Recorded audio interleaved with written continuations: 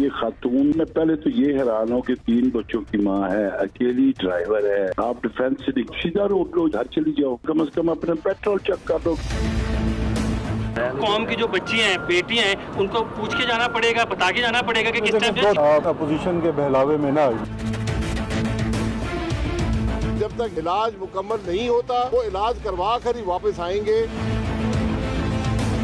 सारी सियासत जो है अब वो मरियम साहबा की सिर्फ ये है कि उन्हें भी लंदन जाने दिया जाए।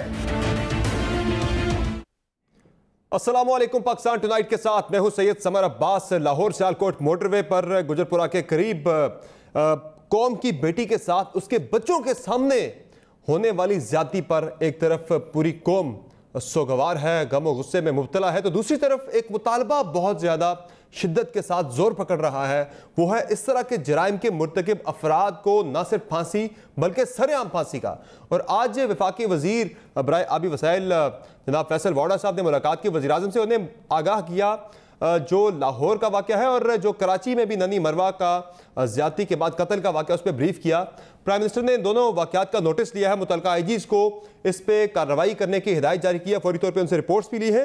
लेकिन साथ साथ जो फैसल वाडा ने आज ट्वीट किया है, उन्होंने मुतालबा किया है कि इस तरह के जो मुजरिमान हैं उन्हें सरेआम फांसी दी जानी चाहिए। और पार्लियामेंट के अंदर वो दीगर अरकान पार्लियामेंट से अपील करते हैं कि वो उनका साथ दें, वो सब एक हो जाए इस मामले पे कि इस तरह के जराइम करने वाले दरिंदों को सरेआम फांसी दी जाए। क्या ये मुमकिन हो सकेगा? और नाज़रीन, माजी में क्योंकि इस तरह की जो मिसालें हैं मुख्तलिफ, इस तरह के जब भी कोई बड़ा वाक़या मुल्क के अंदर होता है, जब भी इस तरह का कोई अफसोसनाक वाक़या रुनुमा होता है, मुल्क की तमाम जो मशीनरी है, जो हमारी हुकूमत है, वो मुतहरक हो जाती है। लेकिन जब कवानीन बनते हैं, जिन कवानीन के तहत सजाएं होनी है, तो कवानीन बनते वक्त मसलहत का शिकार हो जाती है हमारी हुकूमतें भी, हमारे अरबाब इख्तियार भी। ज़ैनब अलर्ट बिल उसकी एक मिसाल है कि बहुत ज़्यादा शोर उस पर मचा, एक बहुत ज़्यादा हमने देखा उस पर कंसेंसस बनता हुआ कि सख्त सजाएं दी जाएंगी। लेकिन जब कानून पास होता है उसमें कौमी असम्बली और सेनेट से भी कहीं पे भी सरेआम फांसी तो दूर की बात है, फांसी की सजाएं, मौत भी उसमें नहीं है, बल्कि वहाँ पे उम्र कैद की सजा है जो बच्चों के साथ ज्यादती के बाद उन्हें कत्ल किया जाता है। करारदादें पास की जाती हैं कि सरेआम फांसी दी जाए पार्लियामेंट के अंदर से, लेकिन जब कवानीन बनते हैं, कवानीन के अंदर इस तरह की सजाएं मौजूद नहीं होती। तो क्या अब ये इत्तेफाक राय पैदा हो सकेगा सरेआम फांसी के वाले से? और नाज़रीन, दूसरी तरफ मियां नवाज शरीफ की सजा के खिलाफ उनकी जो अपील थी इस्लामाबाद हाई कोर्ट में, उस पर आज समाअत हुई। मियां साहब को जो मोहलत दी गई थी अदालत के सामने सरेंडर करने की, वो अदालत के सामने सरेंडर उन्होंने नहीं किया। मेडिकल रिपोर्ट अपने डॉक्टर की पेश कर दी, जिसपे आज इस्लामाबाद हाई कोर्ट की तरफ से बड़े अहम सवालात उठाए गए हैं। प्रोग्राम में ये सवालात भी शामिल करेंगे। अब 15 सितंबर का मजीद वक्त दिया गया मियां साहब को अदालत के आगे सरेंडर करने का। और नाजरीन, अपोजिशन की एपीसी पर भी बात करेंगे। शेख रशीद साहब ने अपोजिशन की एपीसी नाकाम होने की पेशगोई कर दी है। ये तमाम मौजूद आज के प्रोग्राम में डिस्कस होंगे। हमारे साथ प्रोग्राम में हमें ज्वाइन कर रहे हैं फैसल वाडा साहब, वफाकी वजीर बराए आबी वसाइल। प्रोग्राम में आगे चल के हमारे साथ तारिक फजल चौधरी साहब, मुस्लिम लीग नून से इमरान खान साहब, सीनियर एंकर पर्सन तजज़ियाकार, और सदाकत अली बाज साहब हमें ज्वाइन करेंगे। लेकिन पहले हम फैसल वाडा साहब का मौक़िफ़ जानते हैं, जो आज प्राइम मिनिस्टर से भी मिले इस मामले पे। फैसल वाडा साहब, आज आप प्राइम मिनिस्टर से मिले इस मामले पे और आपने एक ट्वीट किया जिसमें आपने जो सज़ा का आपने एक मुतालबा किया कि सरेआम फांसी की सज़ा मिलनी चाहिए इस तरह के घिनौने जराइम करने वालों को जो ज्यादती करते हैं। और इस पे प्राइम मिनिस्टर के जज्बात क्या है इस सारी सूरत हाल पे? वो भी आपके साथ एग्रीड है कि वाकई में सरेआम फांसी मिलनी चाहिए इस तरह के मुजरिमान को? बहुत शुक्रिया समर साहब। देखिए समर साहब, सबसे पहले तो ये कि ये एक बहुत ही दर्दनाक अफसोसनाक चीज है और जानवर और इंसान का फर्क खत्म होता हुआ नजर आ रहा है, क्योंकि हमारे वहां सजाएं नहीं। Number 1 to start. नंबर 2 ये कि जी आपने एक 4 साल की बच्ची के साथ जाती की, फिर उसका मुंह कुचल दिया आपने ईंटों के साथ। बिल्कुल, ये कौन से मुल्क में होता है? इनकी सजाएं कहाँ होंगी, कब होंगी, कैसे रोकेंगे इसको? फिर कल हमारी बच्ची के साथ हाईवे पे जो हादसा पेश आया, ये क्या चीजें हो रही हैं इस मुल्क में? जो सो कॉल्ड लिबरल्स और जो चैंपियंस हैं ह्यूमन राइट्स के, उससे मेरा सवाल है कि ह्यूमन राइट्स उनके नहीं है जिनकी 4 साल की बच्ची के साथ जिसका जाती करके उसका मुंह कुचला जाता है, जिसकी बच्चों के सामने उसके साथ जाती की जाती, गैंग रेप किया जाता है? उनके हकूक किधर है? उनको जिंदा लाशें बना के हमने सड़क पे फेंक दिया है और ये अपने ड्रामे से बाज नहीं आ रहे। और अगर आपके चैंपियंस का मसला है कि आप सरेआम फांसी नहीं दे सकते, तो भाई आप कैस्ट्रेशन करें, नामर्द बनाएं। टर्की में ये फॉर्मेट चल रहा है। जराइम की तकलीफ जब तक जुर्म का नहीं उसका अजाला दिया जाएगा सजा, और ऐसी सजा जिसके अंदर उस आदमी को ताहयात या तो सरेआम फांसी हो, सबसे बेस्ट ये है ताकि एक इम्पैक्ट पड़े, लोग डरें। और कैस्ट्रेशन अगर नामर्दी की तरह ले जाते तब भी वो सारी जिंदगी रुलेगा मरेगा, हर मिनट सोच सोच के कि उसने क्या जुल्म ढाया था किसी के ऊपर। अच्छा, प्राइम मिनिस्टर साहब से आज आप मिले, प्राइम मिनिस्टर भी एग्रीड है आपने जो तजवीज दी है, उन्हें भी दी आपने ये तजवीज, और उनकी इस पे क्या राय है? वो भी प्राइम मिनिस्टर साहब को मैंने कभी इतना अफसोस में, इतने दर्द में नहीं देखा जितना मैंने आज प्राइम मिनिस्टर साहब को देखा है। और उन्होंने मेरे पहुंचने से पहले एक बहुत सख्त अहकाम जारी कर चुके थे वो इन रेप केसेस के ऊपर। और दूसरा ये कि मैंने उनसे बिल्कुल ये बात डिस्कस की, और कैस्ट्रेशन और हैंगिंग के ऊपर, कैस्ट्रेशन दोनों चीजें मैंने दी, और पीएम साहब ने दोनों को बहुत तसल्ली से सोच समझ के टाइम लगा के सुना है। और अगर ठीक है, और ठीक है का मतलब ये कैस्ट्रेशन तो है ही, but I will push towards फांसी, बिकॉज इसमें हम सारे पार्लियामेंटेरियंस को सामने आना पड़ेगा, एक होना पड़ेगा इन सब बच्चियों को। ये बड़ी अहम बात है, ये बड़ी अहम बात है फैसल वाडा साहब, जो आप बता रहे हैं कि प्राइम मिनिस्टर भी एग्रीड है, इस बात पे कन्विंस्ड है कि जो लोग इस तरह के जराइम करते हैं उनको ना सिर्फ सरेआम फांसी दी जाए बल्कि कैस्ट्रेशन के भी वो हक में है। नहीं सर, देखिए समर साहब, I will be very honest with you, मैंने दोनों तजावीज प्राइम मिनिस्टर के आगे रखी, उन्होंने बहुत तसल्ली से डिटेल में सुनी। कैस्ट्रेशन के ऊपर तो मुझे उनकी बिल्कुल क्लैरिटी नजर आई, क्योंकि टर्की में फॉर्मेट है and this is the minimum to start with. जहां तक सरेआम फांसी पर उन्होंने मेरी बात सुनी ना, उस पर मुझे कोई, क्योंकि वो इतने तकलीफ में थे इस इशू के ऊपर, इतना दर्द था उनके अंदर कि he was already on it. तो मैंने अपने तजावीज दोनों दे दिए। एक का तो मैं बड़ा क्लैरिटी से हूँ, कैस्ट्रेशन के ऊपर तो मुझे नजर आ रहा है कि prime minister is okay with the whole idea, this is the minimum to start. आगे अब तफसील से आगे बात होगी। और प्लीज समर साहब, आपके तवज्जो से कहना चाहता हूँ, खुदा का वास्ता है, हम सारे पार्लियामेंटेरियन, सारे पाकिस्तानी को समझना पड़ेगा ये बहन बेटी हमारी है, कल जब बिल्कुल ऐसा और के साथ ना हो जाए। बिल्कुल ऐसा है, दुरुस्त फरमा रहे हैं आप। अब इस पे जो होना है, आप जो बात कर रहे हैं कि ये होना चाहिए, उसके लिए कानून बनना सबसे जरूरी है। जब कानून साजी की बारी आती है फैसल वाडा साहब, वहां पे कवानीन बनते वक्त हमारे जो पार्लियामेंटेरियंस हैं या फिर हमारी जो हुकूमतें हैं वो मसलियत का शिकार हो जाती हैं। ज़ैनब बिल उसकी बड़ी मिसाल है, जिस तरह मैंने अपने इंट्रो के अंदर जिक्र भी किया, उसमें भी बहुत बड़े बड़े दावे हुए, अब इन्हें सख्त सजाएं दी जाएंगी, लेकिन बाद में जब बिल आया, जब कानून पास होता है कौमी असम्बली से और सेनेट से, उन दोनों में ही सजाए मौत शामिल नहीं थी बल्कि उम्र कैद की सजाएं थी। हमने उस वक्त निशानदेही भी की थी, लेकिन करारदादें आती रही, लेकिन किसी ने इस पर गौर नहीं किया। जरा सुन ले, मैंने उस वक्त भी फरवरी के अंदर भी, मार्च के अंदर भी, जब दोनों कवानीन पास हुए कौमी असम्बली और सेनेट से, हमने निशानदेही की थी, लेकिन इस पर कोई भी नहीं, इस पर अमल दरामद किया गया। जरा सुन ले आप भी। मुल्क में बच्चों के साथ ज्यादती और कत्ल के वाकयात बढ़ रहे हैं। अली मोहम्मद खान साहब ने एक करारदाद कौमी असम्बली में पेश की थी 7 फरवरी को, जिसमें ये करारदाद का मतन ये था कि जो बच्चों के साथ ज्यादती करने वाले जो मुलजमान हैं या मुजरिम हैं उन्हें सरेआम फांसी दी जाए। लेकिन जो एक्ट पास हुआ है असम्बली के अंदर, जो बिल पास हुआ है 10 जनवरी को, उसमें सजाए मौत ही नहीं है, उसमें उम्र कैद लिखी गई है।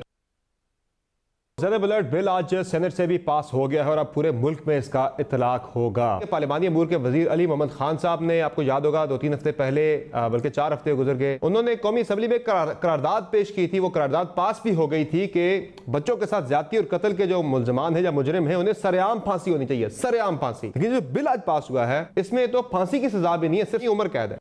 जी फैसल वाडा साहब, जब सजाएं तजवीज़ करने की बारी आती है, जब कानून साजी की बारी आती है, वहां पर तो फिर सजाएं बड़ी नरम तजवीज़ की जाती है। समर साहब, मैं शर्मिंदा हूं उन लोगों पे जिन्होंने इसको मुस्तरद किया था उस टाइम पे ज़ेनब अलर्ट बिल के ऊपर।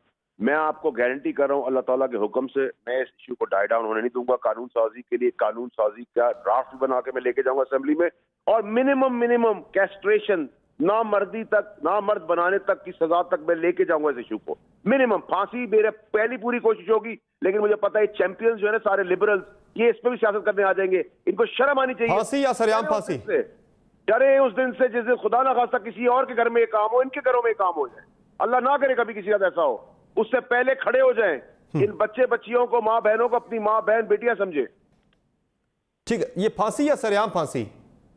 सरेआम फांसी की मैं पूरी एफर्ट करूंगा। मुझे पता है लिबरल्स जो है वो मेजॉरिटी में नहीं होने देंगे, लेकिन कैस्ट्रेशन, नामर्द बनाने की सजा इंशाअल्लाह अल्लाह के हुक्म से करवा के दिखाऊंगा आपको मैं। अच्छा, अली मोहम्मद खान की करारदाद पे तो तमाम जो पार्लिमानी पार्टीज है सबके अरकान के उस पर दस्तखत थे, यानी कि मेजॉरिटी में लोगों ने इसको सपोर्ट किया था इस आइडिया को, लेकिन कानून पे नहीं किया। अब आप बात करेंगे पीपल्स पार्टी की क़यादत से भी, नून लीग की क़यादत से भी, दीगर जो पार्लिमानी जमात है उन सबको आप एतमाद मिलेंगे और ये बिल आप लेके आएंगे खुद से? समर साहब, ये सियासत की चीज नहीं है, इसमें हम सबको बाप बन के, भाई बन के, बेटा बन के खड़ा होना पड़ेगा। बिल्कुल। अच्छा, एक चीज और है, खत्म करनी बहुत जरूरी है। जी। आप देखें तो समर साहब रोंगटे खड़े हुए थे सोच के कि 4 साल की बच्ची का जाप्ती का उसका मुंह कुचल गया, उस माँ बाप पे क्या गुजरी होगी। बिल्कुल, बात करना तो आसान है। अच्छा फैसल लोढ़ा साहब, एक चीज और है, सीसीपीओ का जो बयान आया इस वाक़े के बाद वो मजीद तकलीफ दे था। जब विक्टिम को ही इसमें कसूरवार ठहरा दिया जाए, ये बड़ा हमारे मुआशरे के अंदर एक बड़ा अलमिया है। हमेशा जो विक्टिम होता है उसे ज्यादा क्रिटिसाइज किया जाता है कि तुम वहां पे उस वक्त क्या कर रही थी, तुमने कपड़े ऐसे क्यों पहने थे। जिस तरह से सीसीपीओ का बयान है इस मामले पे कि ये औरत उस वक्त रात को वहां पे क्यों गई खातून, उस रोड पे, ये जीटी रोड से जा सकती थी, इन्हें फ्यूल डलवाना चाहिए था, पहले गाड़ी खराब भी हो सकती थी, कुछ भी हो सकता था। आपका काम है तहफ़्फ़ुज़ देना, आप उल्टा विक्टिम को यहाँ पे कसूरवार ठहरा रहे हैं। समर साहब मेरे ख्याल से देखिए, I be very honest with you, वो जो तजवीज सजेशन या एक मशवरा दे रहे थे वो राइट टाइम नहीं था। वो एक बाप बड़े की तरह जो हम भी अपने घरों में कहते हैं, देर से मत जाओ, उस गली से मत जाओ, उस गली से मत आओ, वो ये राइट वाकया होने के बाद उन्होंने कहा, हाँ, पहले कहते तो और बात थी। It was not the right time. He should have been responsible enough to understand कि सिचुएशन अभी क्या है। ये नसीहत और समझाना सेकंड फेज का काम था, फर्स्ट फेज का काम नहीं था। और मेरे ख्याल से इस सब चीजों को सब भूल जाएंगे कि इंशाल्लाह वो जब करारदार तरीके से उनको गिरफ्तार करेंगे और सजा हम दिलवा देंगे तो सबका उजाला हो जाएगा इंशाल्लाह। ठीक है, बहुत शुक्रिया फैसल लोढ़ा साहब आपने। अच्छा एक चीज़ और है, सॉरी जाने से पहले जॉइंट सेशन आ रहा आगे ये अगले ही हफ्ते, उसमें आप ये लेके आ सकते हैं। राब्ता मुनक़ता हो गया। चले तारिक फजल चौधरी साहब क्या कहेंगे इस मामले पे। एक इत्तेफाक राय तो हमें बनता नजर आ रहा है कि जो हम ट्रेंड देख रहे हैं ट्विटर पे भी, ओवरऑल जो मुतालबा आ रहा है वो तो सरेआम फांसी का आ रहा है, लेकिन शायद उसमें कोई मसलियत आ जाए। लेकिन फांसी की सजा जो है वो एटलीस्ट उस पर एक खुद हुकूमती वजीर कह रहे हैं, वो कह रहे हैं प्राइम मिनिस्टर भी कन्विंस है सख्त सजाओं के हवाले से। अब इत्तेफाक राय पैदा करना है, पार्लियामेंट के अंदर कानून साजी होनी है, वहां आप लोग सपोर्ट करेंगे इस मामले को? देखिए जी, बिल्कुल सपोर्ट करेंगे। और मुझे जो आपने अभी इब्तिदा में जो बात की है कि जब कभी कानून साजी की बात आती है तो उसमें बुलंदो बांग दावे किए जाते हैं, और उसके बाद कानून साजी की जब बात आती है तो फिर वहाँ पे सजाए मौत भी नहीं रखी जाती। जबकि मैं इससे बड़ा हैरान हूँ।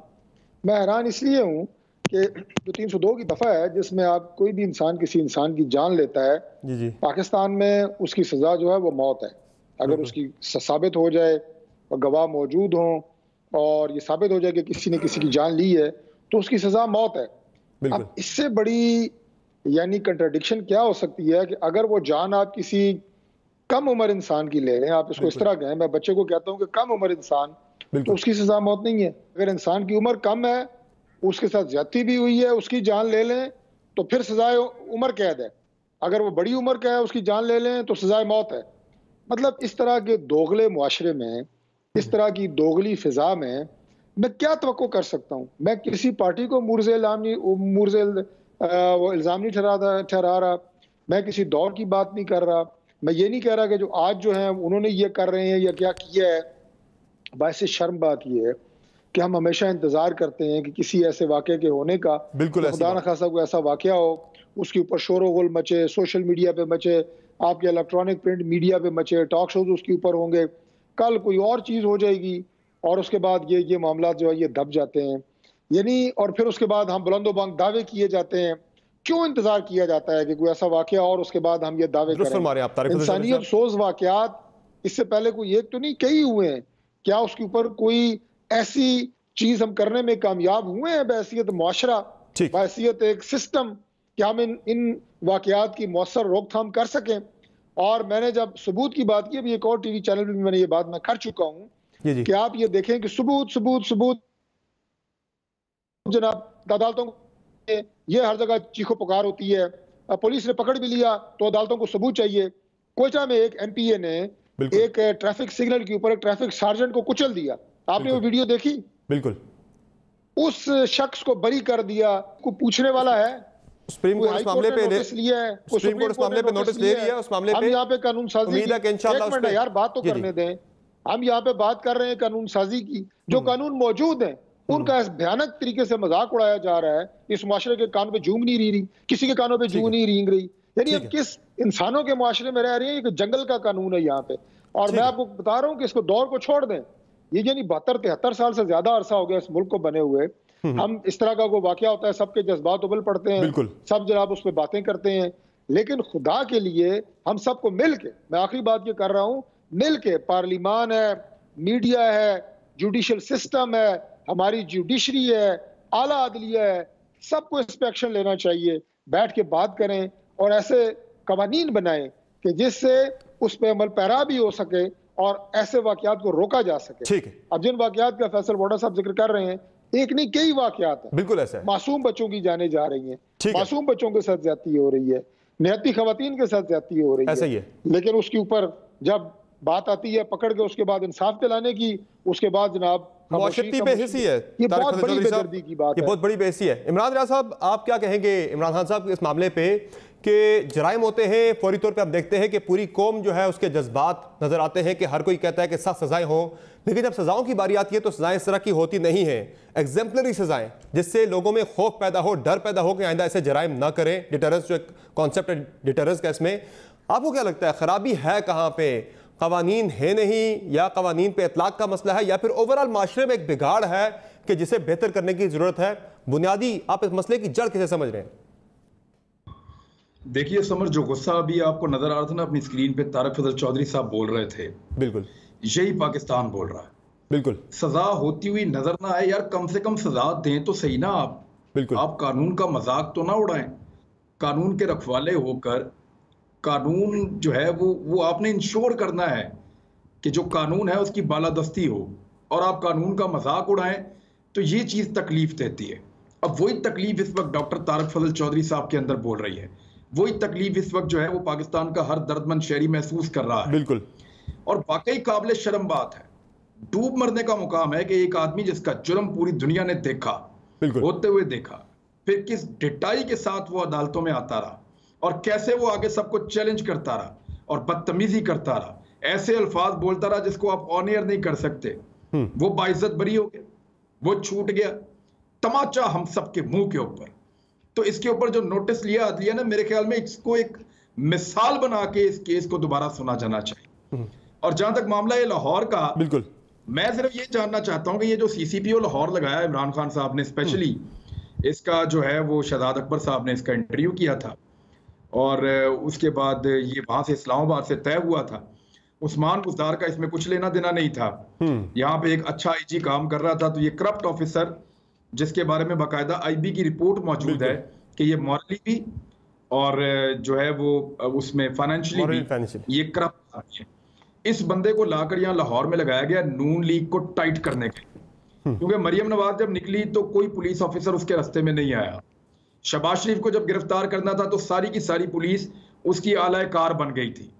ये जो सोच है पीटीआई की कि पुलिस सारी की सारी उनके साथ मिल जाती है, और मिल भी जाती है क्योंकि उनके साथ काम बहुत लंबा किया हुआ पुलिस ने, पुलिस की हमदर्दियां उनके साथ।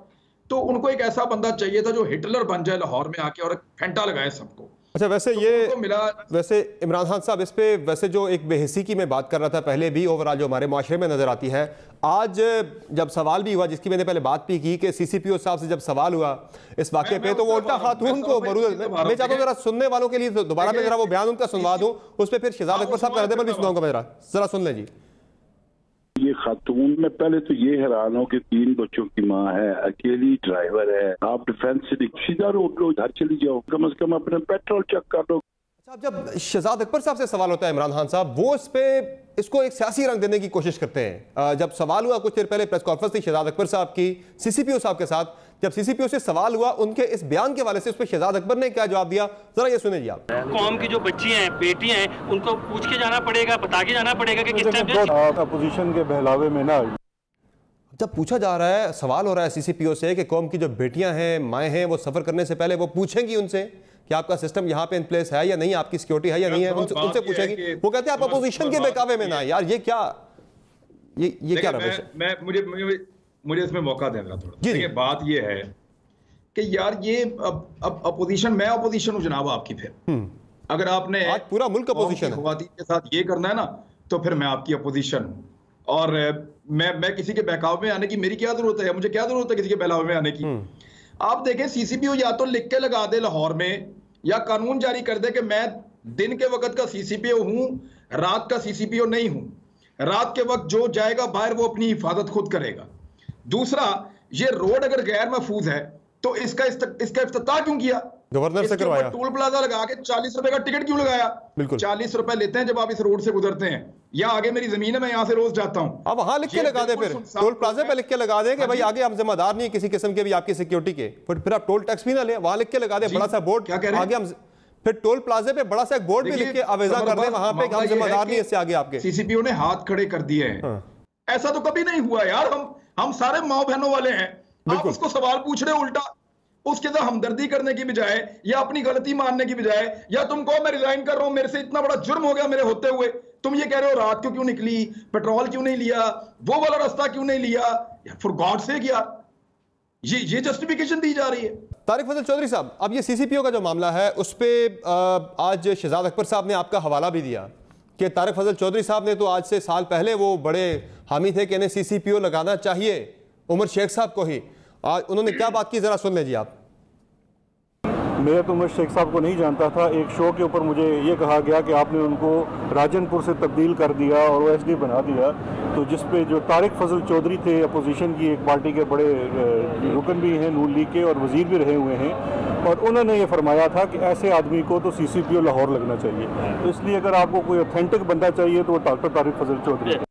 अच्छा, इस पे जो तारिक फजल चौधरी साहब ने जुलाई 2019 में जो उन्होंने बात की थी कि लगाना चाहिए, जरा वो बयान भी सुन लें, उनका एक प्रोग्राम के अंदर ARY के प्रोग्राम पे बात हुई, जरा सुनाएं जी।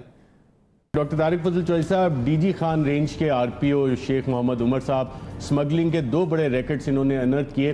ये वजीर आला साहब का भी इलाका बनता है जहाँ पे शायद ये चीज़ें चल रही थी, और इसी रेंज में कोई ऑनेस्ट ऑफिसर शायद दरकार ना हो। देखिए बैरिस्टर साहब तो आज मुझे बहुत ही मासूम इंसान लगे हैं। इतनी खूबसूरती से उन्होंने कहा कि लाहौर में पोस्टिंग हो गई है तो ये तो बड़ी उनकी तरक्की हुई है। पता नहीं लाहौर में वो बेचारा वर्दियाँ सिलवा रहा होगा, या वो आप वाली बात है कि वो हथियार चेक कर रहा होगा कि इन्हें कोई जंग तो नहीं लगा हुआ है, इन्हें कोई सफाई शही कर रहा होगा, या तो आप उनको यहाँ पे CCPO लगाते। तो मैं और अरशद साहब समझते कि वाकई इनकी बहुत बड़ी तरक्की हुई है और लाहौर में को बहुत बड़ा काम वो करने के लिए आए हैं। लेकिन ये जो आपने बात की है, ये बात बिल्कुल सही की है कि इस तरह के जो माफियाज होते हैं उनके बाकायदा इस तरह के लिंक्स होते हैं कि वो जो ईमानदार और काम करने वाले अफसरान हैं वो उन्हें टिकने नहीं देते। तारिक फजल चौधरी साहब वो तो कह रहे हैं हमने आपके कहने पे, आपके सुनने पे लगाया, आपने बड़ी तारीफ की थी इनकी, और आपकी पार्टी तो पिटीशन लेके लाहौर हाई कोर्ट भी चली गई है सारे मामले पे, जो IG को हटाया गया और सारे मामले पे। जी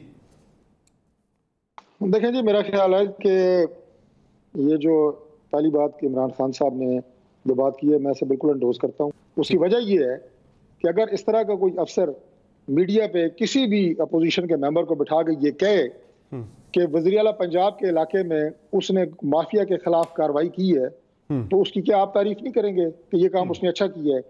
और अगर उसने वो काम वहां पे अच्छा किया है, उसकी उस वक्त भी तारीफ हुई है। लेकिन अब इस मामले पे आपकी पार्टी भी एक फरीक तो बन चुकी है, सारे जो पुलिस के कोई फरीक नहीं बनी, आपने कोई कतई तौर पे फरीक नहीं बनी। मैं उसकी भी वजाहत कर देता हूं मलिक अहमद साहब की तरफ से कि IG जो हटाए जा रहे हैं, बार-बार लगाए जा रहे हैं, ये गलत तरीकाकार है, ये नहीं होना चाहिए ऐसा। देखिए मैं उसकी भी वजाहत कर देता हूँ। बात यह है कि ये बात खुद हुकूमती जो ज़राए हैं उनके अंदर छिड़ी है कि जो IG पंजाब हैं उन्होंने ये बात की कि या CCPO लाहौर रहेगा या मैं रहूंगा। उनकी आपस में क्या चपकलिश हुई, CCPO खुद आके उसकी वजाहत देते रहे हैं कि मैंने उनसे माफ़ी भी मांगी, मैंने गलत लफ्ज़ इस्तेमाल किए, उन्होंने मुझे बुलाया नहीं। ये उनकी इंटरनल कहानी है। लेकिन उस कहानी के नतीजे में जो चपकलिश होती है, IG घर चला जाता है, CCPO घर नहीं जाता।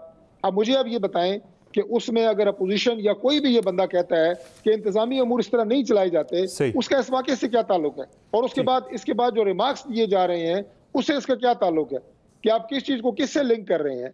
यानी खुदा का वास्ता है, हम बात कर रहे हैं, मैं तो पूरे मुआशरे सिस्टम उसकी बात कर रहा हूँ बिल्कुल कि हम क्यों नहीं अभी तक उस मकाम पे पहुंच सके कि इस तरह अगर किसी भी माँ बहन बेटी के साथ कोई इस तरह की ज्यादती हो तो उसके बाद उसके साथ इंसाफ उसे मिलने के लिए हर वाक़े के बाद एक नई प्रेस कॉन्फ्रेंस, नए टॉक शोज, नए बयानात, उसकी जरूरत क्यों पड़ती है? क्यों ये कहा जाता है कि अब कानून साजी होगी? ये कानून साजी वंस एंड फॉर ऑल हो क्यों नहीं जाती? हम तो किसी फर्द की बात नहीं कर रहे, लेकिन जो आपने एक बयान दिया है इससे जज्बात मजरू हुए हैं। वैसे तारिक फजल चौधरी साहब मुझे माजी की जितने भी मेरा एक्सपीरियंस है देखते हुए पार्लियामेंटेरियंस यानी कि जो कानून साजी जब भी आती है, इस तरह का कोई वाकया रुनुमा होता है पूरे मुल्क के अंदर, जज्बात होते हैं पूरी कौम के, उन जज्बात के साथ हमें इस तरह के बयानात, इस तरह के दावे सुनते हैं कि अब कानून साजी होगी, बड़ी सख्त सजाएं दी जाएंगी, लेकिन फिर हम भूल जाते हैं, हमारी भूल जाने की आदत है बतौर कौम, पूरी कौम की आदत है। तो मुझे तो नहीं लगता कि ये कानून साजी हो सके, इस पर कोई इत्तेफाक राय पैदा हो सके। 2 दिन गुजरेंगे, मीडिया भी, पार्लियामेंटेरियंस भी, हमारी सियासी क़यादत भी तमाम इस वाक़े को भूल चुके होंगे, हम किसी और मामले पे बहस कर रहे होंगे। नहीं, मैंने तो सबसे पहले आपसे ये बात की है। बिल्कुल, मैंने तो अपनी सबसे पहली गुफ्तगू में आपसे ये बात की है कि इस तरह का कोई वाकया होता है, वो हर यानी social media, electronic media, print media, उसके ऊपर आता है, बड़े बुलंदोबांग दावे किए जाते हैं। मैं आज की बात भी नहीं कर रहा, मैं कह रहा हूँ जिस दौर में भी इस तरह का गंदोनाक वाकया हुआ हो, यही प्रैक्टिस है। इसीलिए मैं बार बार कह रहा हूँ कि हम इंतजार क्यों करते हैं किसी ऐसे वाकये के होने का। वंस एंड फॉर ऑल, जितने मैंने स्टेक होल्डर्स की बात की है, खुदा के लिए वंस एंड फॉर ऑल इस पे बैठ जाएं। इसमें अदलिया का बहुत बड़ा किरदार है, आला अदलिया का बहुत बड़ा किरदार है, पार्लिमान का किरदार सबसे ज्यादा है, जिसके अंदर अभी आपने ज़ैनब अलर्ट बिल की बात की, सबसे बड़ा किरदार जो है वो पार्लिमान का है। और ये जो अभी वफाकी वजीर साहब कह रहे थे कि लिबरल्स और ये, यानी इन लोगों को तो मैं कहता हूँ कि इन्हें भी ऑन बोर्ड लें, इन्हें समझाएं कि हमारे मजहब में भी है कि नाक के बदले नाक, कान के बदले कान, आंख के बदले आंख। ये जब तक डेटरेंस नहीं होगी, मुआशरे में सुधार नहीं आ सकता। कि इस तरह के मुलजमों को आप बैठ के उनकी थेरेपी कर रहे हैं, मेंटल थेरेपी से ये लोग मानने वाले नहीं है। इन्हें पता होगा, जिन सजाओं की अभी फैसल वाडा साहब ने बात की है, कि ये हमारा मुकद्दर बनेगी तब ये वाकयात और इनकी रोकथाम हो सकेगी। लेकिन अहम नुकता यही है, यही नुकता हम रखते हैं सदाकत अली अब्बासी साहब के सामने। हुकूमती MNA है और तर्जुमान भी हैं, जो पाकिस्तान तहरीक इंसाफ के जो मुख्तलिफ जो स्पोक्स पर्सन की कमेटी उसका हिस्सा भी है। सदाकत अली अब्बासी साहब, अब बहस ये हो रही है कि अब आज फैसल वाडा साहब मिले प्राइम मिनिस्टर से और वो ये कहते हैं कि प्राइम मिनिस्टर को मैंने तजवीज़ दी कि सख्त सजाएं दी जानी चाहिए, सरेआम फांसी की बात भी दी, और जो भी इस तरह के जुर्म का मुर्तकिब होता है उसे नामर्द कर देने के वाले से भी मैंने सजाओं की तजवीज़ दी, जिस पे प्राइम मिनिस्टर कन्विंस नज़र आ रहे हैं। और वो कह रहे हैं कि मैं तमाम अरकान पार्लियामेंट से खुद में बात करूंगा, खुद में कोशिश करूंगा कि कानून आए और एक सख्त सजाएं जो है वो तजवीज़ की जाए इस तरह के जराइम के मुर्तकिब अफराद के लिए। लेकिन जो माजी की मिसालें, वो मैंने अभी बात की, तारिक फजल चौधरी साहब के सामने भी रखा कि कभी ऐसा हुआ नहीं है। हम वक्ती तौर पर जज्बाती होते हैं, लेकिन जब काम करने की बारी आती है, यानी कवानीन बनाने की बारी आती है, वहां जाके मसलियत का शिकार हो जाते हैं। इस तरह के कवानीन बनते नहीं है, इत्तेफाक राय बन नहीं पाता। अब भी यही होगा, हम भूल जाएंगे 2-4 रोज बाद इस वाक़े को, या फिर इस मर्तबा वाकई में ये कानून बनेंगे? समर साहब बहुत शुक्रिया। समर साहब, दिल हिला देने वाला वाकया है, और यकीन माने हुकूमती नुमाइंदा होने की हैसियत से या माशरे का एक असर रखने वाला शख्स होने की हैसियत से, यानी जितनी ज्यादा शर्मिंदगी और दिल डूबता है ऐसे वाकयात को सुन के कि हम क्या जानवरों के माशरे में रहते हैं। यहाँ पे जो है पहला तो बात यह है कि वो इंसान के बच्चे थे जिन्होंने ये हरकत की है। कानून और दीगर बातें तो चलो बात की बात है। मैं समझता हूँ कि ये कोई हमारा नफ्सियाती कोई प्रॉब्लम है, हमारी बहुत बड़ी कोई हमसे गलती हुई है कि इस तरह के वाकयात जब देखने और सुनने को मिलते हैं। दूसरा उसका पहलू ये है कि सजा वाकई कड़ी से कड़ी सजा होनी चाहिए, और इसको बजाय सजा तो चलो हो जाती है, एक मुजरिम को हम फांसी दे देंगे तो भी उसकी तशहीर हो, उसका कोई तरीका हो ताकि लोगों के दिलों में खौफ डाला जाए। और साथ में समझता हूँ कि हमें बहुत सारा कुछ और अवेयरनेस, आगाही और बहुत सारी चीज़ों की इसके साथ साथ मुआशरे की तरबियत की ज़रूरत है। जो हमारा निसाब है उसमें ये डालने की जरूरत है हमें। सदाकत अली अब्बासी साहब, ये एक वाकया है, ये जो वाकया कल मोटरवे पे रुनमा हुआ, ये एक वाकया है। 2155 वाकयात जो पिछले सिर्फ इस एक साल के दौरान पंजाब के अंदर हो चुके हैं, रेप के और गैंग रेप के। 2044 वाकयात जो हैं वो रेप के हो चुके हैं पंजाब के अंदर, और जो गैंग रेप के वाकयात है वो तकरीबन 111 हैं। ये उनमें से एक वाकया है, 2155 वाकयात में से एक वाकया है। इस तरह के वाकयात रोजाना रुनमा हो रहे हैं, लेकिन हमें अब जागना होगा बतौर मुआशरा, बतौर मुल्क। हमें अब एहसास करना होगा, ये एहसास नहीं है जिसकी वजह से सजाएं नहीं है, जिनकी वजह से लोग जो हैं वो बिल्कुल बबांगे दोहल आके धड़ल्ले से ये काम कर रहे हैं, ये जराइम कर रहे हैं। उन्हें पता है कि वो छूट जाएंगे अदालतों के अंदर भी जाके। नहीं समर, मैं पहली बात ये कि बतौर एक MNA मैं तो शर्मिंदा हूँ इस माशरे का हिस्सा होने की हैसियत से, लेकिन मैं नहीं समझता कि खाली सजा से ही ये जुर्म रुकेगा। ये भी एक बात है कि कम से कम लोगों को दिलों को तस्कीन होगी जब उन मुल्ज़िमान या मुजरिमान को सजा होगी। लेकिन इसके साथ साथ मैं समझता हूँ कि सजाएं भी सख्त करें, पुलिसिंग भी सख्त करें, लेकिन हर जगह और हर बंदे हर वाक़े पे पुलिस तो खड़ी नहीं हो सकती। कुछ हमारे रवैयों की भी मेरा ख्याल है, कुछ हमारी तरबियत की भी, कुछ हमारे उलमा हज़रात, हमारे सोशल जो लोग हैं, लीडर्स हैं, हमारे एल्डर्स हैं, हमारा मीडिया है, हमारे सहाफ़ी हैं, हमारे लिखने वाले हैं, हमारे उस्ताद हैं, स्कूल हैं। मैं समझता हूँ हर एक में ये बहुत बड़ी इसके कैंपेन की जरूरत है। सजाएं देना बिल्कुल सख्त से सख्त हों, और मैं डॉक्टर साहब से एग्री करता हूं कि कोई हुकूमत हो, कोई मुआशरा हो, इस तरह के इकदाम को कोई भी ना डिफेंड कर सकता है और ना ये कह सकता है कि मेरी हुकूमत की गलती नहीं है। ठीक है, जिन इस मामले को कोई डिफेंड नहीं कर सकता, इस तरह के ये घिनौने जराइम हैं कि जिन्हें कोई भी डिफेंड नहीं कर सकता। इमरान खान साहब, एक और बड़ा अहम मामला है, वो है इस पर्टिकुलर केस की तफ्तीश और तहकीक के हवाले से। आज अब से कुछ देर कबल आपने CCPO साहब की प्रेस कॉन्फ्रेंस सुनी होगी, जिसमें वो तमाम चीज़ें उन्होंने बता दी कि वो किस तरह से इन्वेस्टिगेशन कर रहे हैं। जब कोई तफ्तीश हो रही होती है, कोई तहकीकात हो रही होती हैं, उसमें तो बताया नहीं जाता कि आपकी तफ्तीश कहाँ पहुंची जब तक आप मुजरमान को पकड़ नहीं लेते। अब वो सारा कुछ बता रहे हैं कि हमने जियो फेंसिंग भी कर ली है, हमने खून के नमूने भी ले लिए हैं, हमने यहाँ पे खोजी भी ला के हमने छोड़े हुए हैं। यानी जो जितने भी क्राइम सीन से उन्होंने शवाहिद इकट्ठे किए, वो तमाम के तमाम ला के उन्होंने मीडिया के सामने पेश कर दिए। तो क्या ये एक जिम्मेदार रवैया है? इस तरह से तो कभी नहीं होता कहीं पे भी कि जब तक किसी को पकड़ ना लिया जाए, मुजरम को, जो आपका तफ्तीश का तरीकाकार है वो नहीं बताया जाता, मुजरम को इसमें हेल्प मिलती है।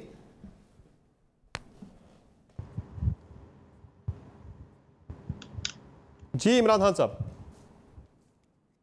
देखिए, मैं अभी सदाकत अली अब्बासी साहब जो हैं वो भी कंडेम कर रहे थे इस वाक़े को। हुकूमत नहीं करती मजम्मत, फॉर गॉड सेक यार, हुकूमत एक्शन करती होती है, हुकूमत जिम्मेदारी लेती होती है।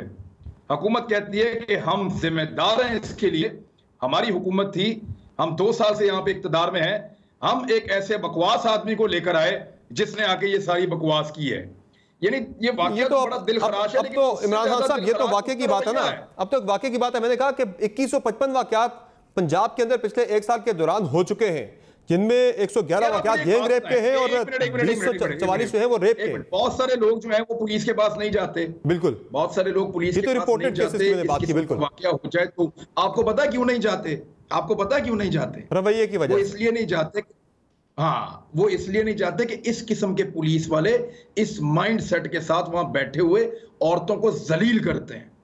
उन खवातीन को जिनके साथ ज्यादती होती है, वहां पे शेख मोहम्मद उमर जैसे लोग बैठे हुए उन खवातीन को जलील करते हैं।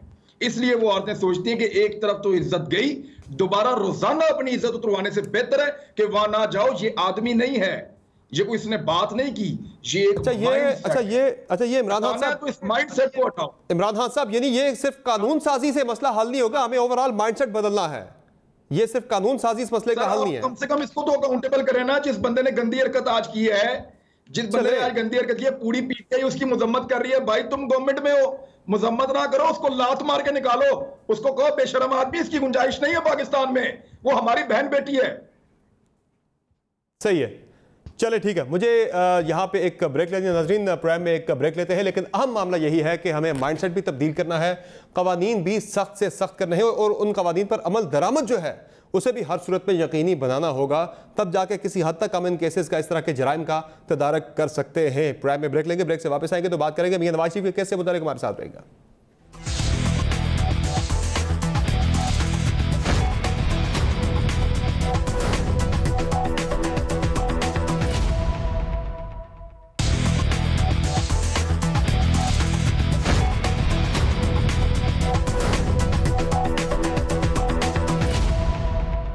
वेलकम बैक द शो नाज़रीन। इस्लामाबाद हाई कोर्ट में आज मियां नवाज शरीफ की सज़ाओं के खिलाफ अपीलों पे आज समाअत हुई और मियां नवाज शरीफ को जो मोहलत दी गई थी कि वो सरेंडर करें अदालत के सामने, उन्होंने सरेंडर नहीं किया, बल्कि उनके जो मौलिज हैं उनकी रिपोर्ट्स जो हैं वो अदालत में दी गई और कहा गया कि मियां साहब को मौलिज इजाज़त नहीं दे रहे पाकिस्तान इलाज के बगैर आने की। अब अदालत ने कुछ कानूनी सवालात उठाए बड़े अहम मियां नवाज शरीफ के हवाले से, उनकी अपीलों के हवाले से, उनके वापस आने के हवाले से, वो मैं आपके सामने रखता हूँ।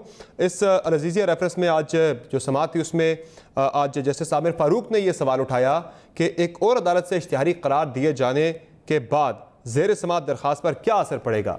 और जस्टिस आमिर फारूक ने यह भी पूछा कि मुशर्रफ केस में अदालत करार दे चुकी है। उन्होंने कहा कि मुशर्रफ केस में अदालत करार दे चुकी है कि मफरूर के सरेंडर करने से कबल उसे नहीं सुना जा सकता। उन्होंने हवाला दिया इस केस का।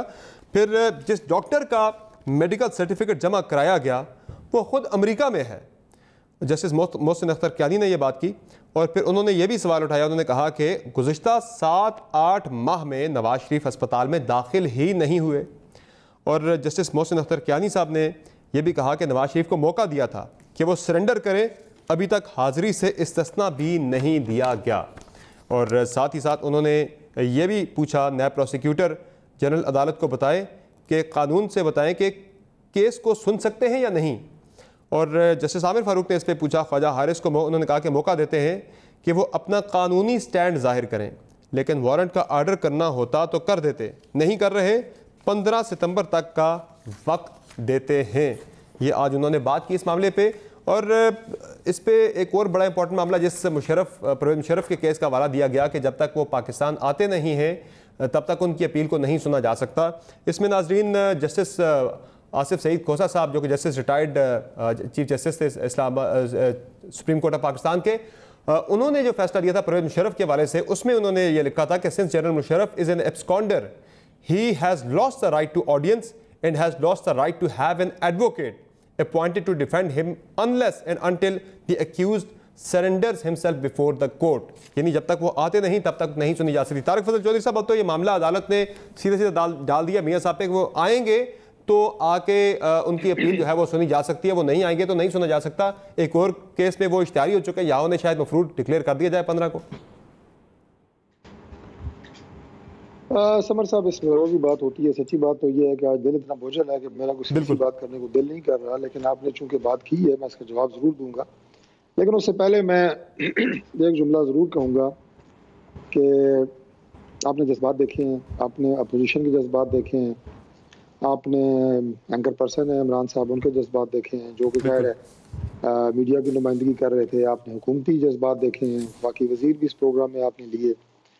तो हम सब की दरख्वास्त ये है वफाकी हुकूमत से, सूबाई हुकूमत से, बिलखुसूस शहजाद अकबर साहब से जो बैठे हुए थे इस प्रेस कॉन्फ्रेंस में, कि आपको अल्लाह ताला ने इस वक्त ज़िम्मेदार बनाया है, आप हुकूमत हैं, आप उसी संजीदगी और उसी ज़िम्मेदारी का मुजाहरा करें और इस केस को एक मिसाल बनाएं। मुझे इस लफ्ज़ कहना नहीं चाहिए क्योंकि मैंने खुद ही इसको कंडेम किया है कि हम हर केस को एक मिसाल क्यों कहते हैं। आपने 2000 से ज़ायद मुकदमात का जिक्र किया, मेरे हिसाब से वो सभी मिसाल बनने चाहिए जो मुल्ज़मान उसमें जिन्होंने जुर्म किया है, उन सबको इबरत का निशान बनाना चाहिए। लेकिन अब इस पर जितना दुख का इजहार है, जितना अलमनाक ये सानिया है, इसमें शहजाद अकबर साहब को बराह रास्त मैं मुखातिब करके कह रहा हूँ कि आप इस जिम्मेदारी को लें, इनकी तमाम इन्वेस्टिगेशन की निगरानी खुद करें और इन लोगों को कैफरे किरदार तक पहुँचाएँ। और मैं आपको बिल्कुल खुले दिल से ये बात कह रहा हूँ कि जब भी इस तरह के कवानीन पार्लिमान में लेके आएंगे जिस तरह के अभी वाडा साहब कह के गए हैं, तो अपोजिशन इस पर भरपूर हिमायत करेगी। इनकी सजाएं सख्त से सख्त बनाने में हम अपना भरपूर किरदार अदा करेंगे और तमाम लोगों को, सिविल सोसाइटी समेत, वकला समेत, मीडिया समेत, आला अदलिया के नुमाइंदगान समेत, इंटेलिजेंस के इदारे हैं, उनके भी लोगों को शामिल करें इसमें। इस लेवल के ऊपर इस इशू को लेके जाएं और ये कानून साजी वंस एंड फॉर ऑल ऐसी होनी चाहिए कि आइंदा किसी को इस तरह का कोई जुर्म जो है उसकी सोच भी उसके रोंगटे खड़े कर देने के लिए काफ़ी हो। तो यहाँ पे मैं इसको इस टॉपिक पे यहाँ तक मैंने बात की है। आप जो आपने सवाल मुझसे पूछा है जी आज की अदालत की कार्रवाई के हवाले से, चूँकि मामला अदालत में पेंडिंग है, अदालती कार्रवाई के हवाले से तो मैं कोई कमेंट नहीं करूँगा।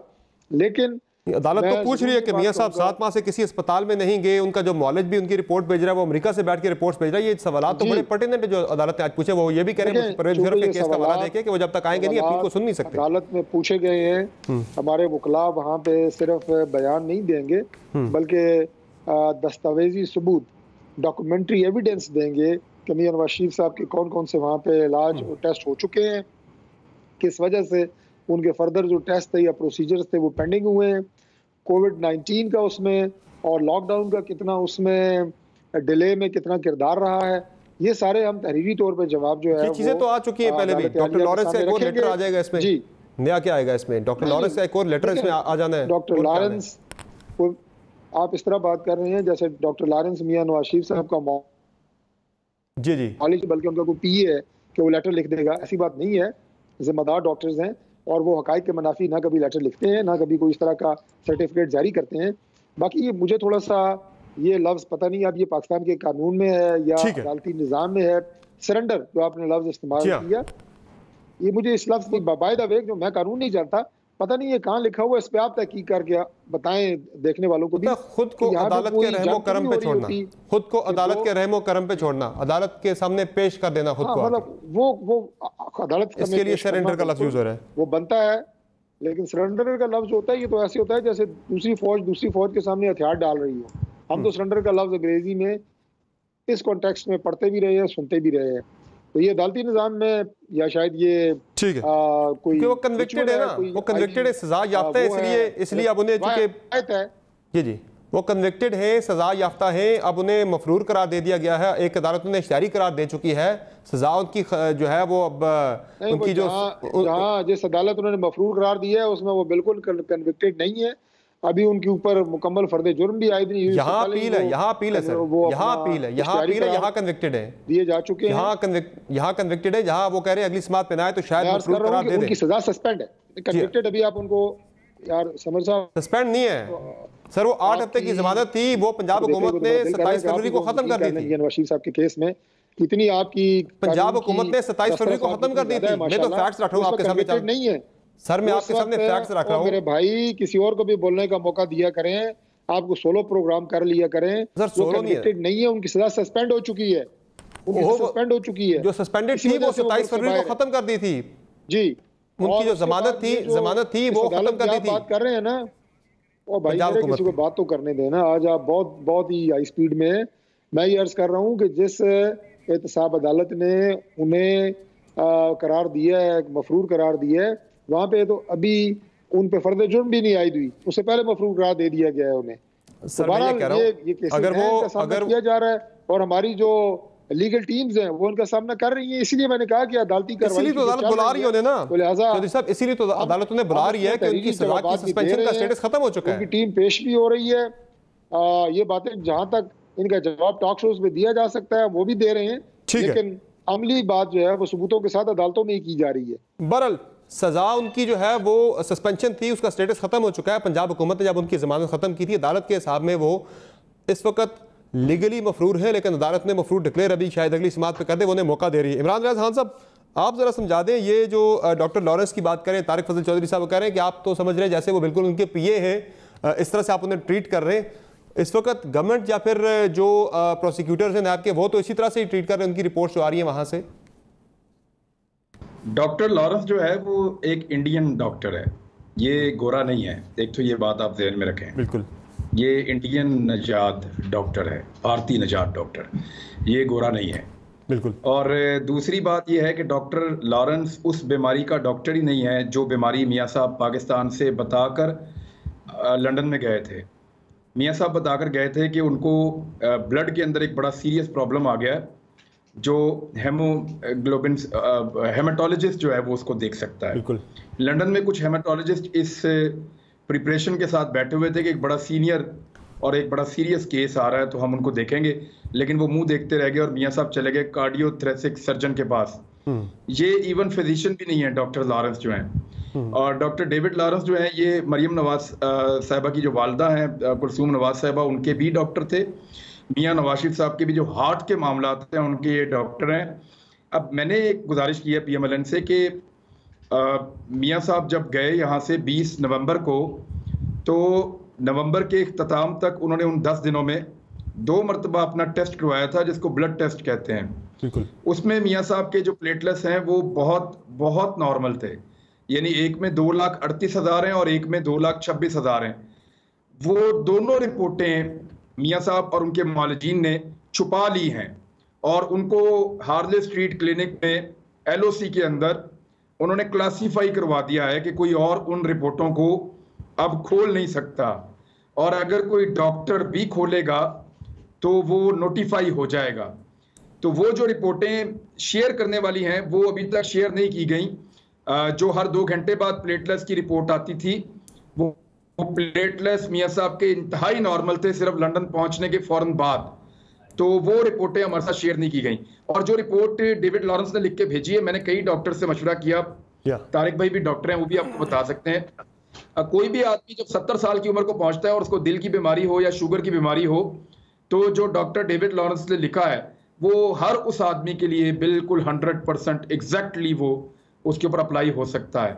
वैसे डॉक्टर शॉल ने जो लिखा है, इमरान खान साहब, जो डॉक्टर शॉल ने जो एंडोर्स किया है डॉक्टर लॉरेंस की रिपोर्ट को, उन्होंने जो आहर पे लाइन लिखी है वो लिख रहे थे स्ट्रेस में है पाकिस्तान जाते हुए वो स्ट्रेस में है कि उन्हें जाके वहां पे कैद तन्हाई में रखा जाएगा, यानी वो एक जो कैद का है वो उस वजह से दबाव में भी है मियां साहब, ज़हनी दबाव में?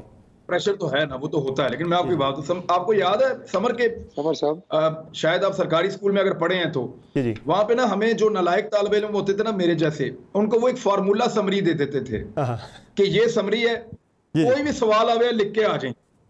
तो ये जो डॉक्टर लॉरेंस ने भेजा है ना ये फार्मूला, वो उसका फार्मूला मेडिकल रिपोर्ट है।